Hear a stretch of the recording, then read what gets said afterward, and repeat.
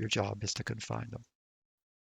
Just to play devil's advocate, I have seen some insanely large humans and very violent people in prison. And guards come in all shapes and sizes. They're not all donut-eating 400-pounders. Some of them are pretty narrow dudes, and certainly many of them are women.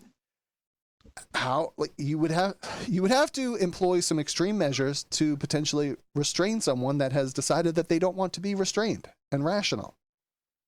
I mean, I can think of 25 different ways that you could handle this, but at the end of the day, somebody might not have all those resources available to them, and they decide to start, well, punching you in the face and breaking your jaws, we just read.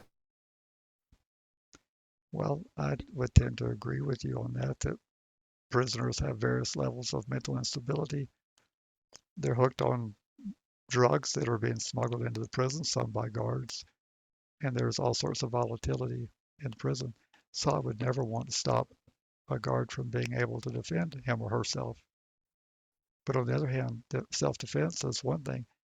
Learning how I worked in my property management career in some of the most ghettoish areas that we have in the city. And I never had any problem to speak of because I always treated people with the utmost of respect, even when they were losers. If I was evicting you, you never had any maltreatment from me because it was not personal. And I tried my best to shield the uncomfortable situation that was happening to you from anyone else knowing about it and treated people with dignity. When I was in the Boulder County Jail, I saw virtually no violence in the Boulder County Jail because that was their operating procedure. They treated everybody with respect and dignity. And violence was so rare, that when someone needed to be restrained, it was a very odd thing that happened in that county jail.